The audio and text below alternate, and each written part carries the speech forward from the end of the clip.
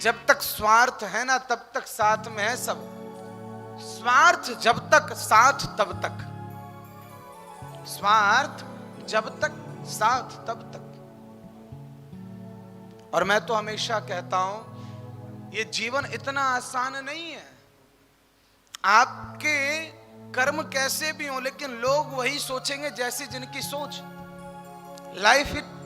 Life को आप अगर आसान समझेंगे, जीवन को आसान समझेंगे, तो कभी भी लोग ये नहीं कहते कि जीवन जीना बड़ा कठिन है। Life is not easy. क्यों? मुंह उठा करके चलोगे तो बोलेंगे देखो कितना घमंड है, मुंह नीचे करके चलोगे तो बोलेंगे पता नहीं कौन सा पाप किया है, और नजर से नजर मिलाओगे तो फिर तो बात ही क्या कहना। दुनिया अपने तरीके सोचती है, दुनिया का दस्तूर अलग है। आपने तो सुना ही होगा ना, एक बाप बेटे गांव में रहते थे, घर में एक गधा था, गधा बीमार पड़ गया। बाप बेटे ने सोचा चलो इलाज करवाने चले, और चल दिए कहां? शहर में।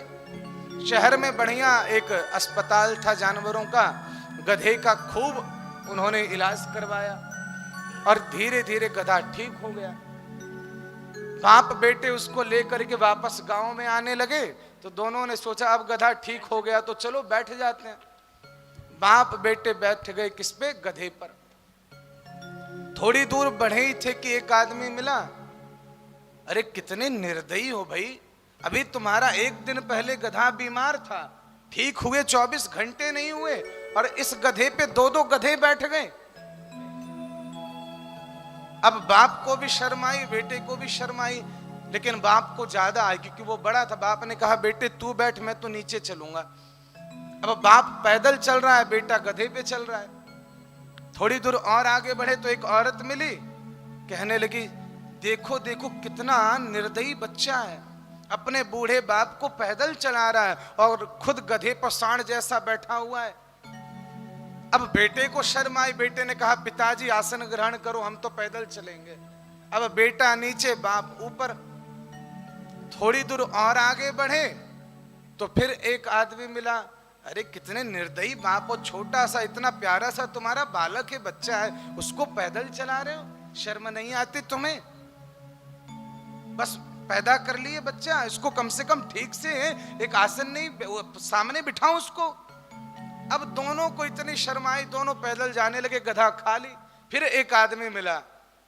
अरे मूर्खों, गधा होते हुए भी तुम पैदल चल रहे हो, तुम्हारे पास गधा है फिर भी पैदल।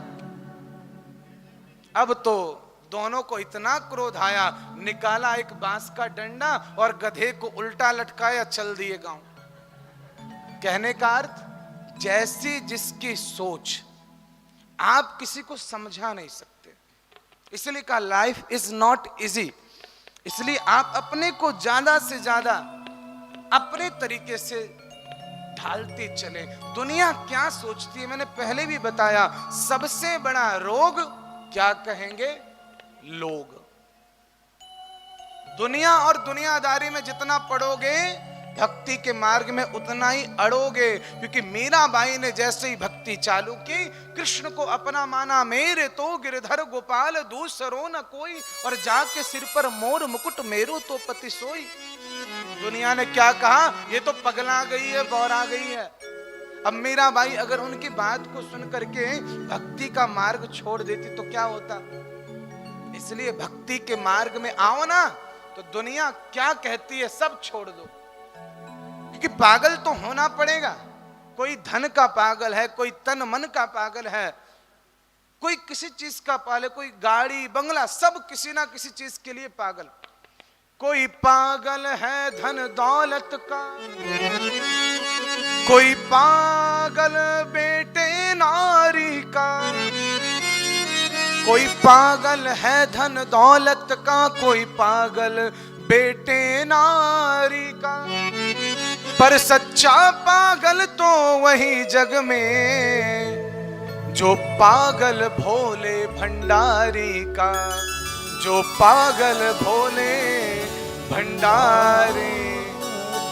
इसलिए जुड़ जाओ किसी भी तरह, दुनिया क्या कहती है, क्या सोचती है, कुछ नहीं सोचना, बस भक्ति के मार्ग में चलते रहो, बढ़ते रहो, आगे बढ़ते रहो। समय आने पर शिव स्वयं तुम्हें लेने आएंगे, क्योंकि यही शिव महापुराण कहती है और यही नवधा भक्ति कहती है। आत्म निवेदन नब महु एक हूं जिनके होई, नारी पुरुष सचराचर कोई। जैसे हो प्रभु से जुड़ जाओ, ठाकुर स्वयं तुमको निर्मल बना देंगे, अपना बना लेंगे। पर जुड़ो तो सही।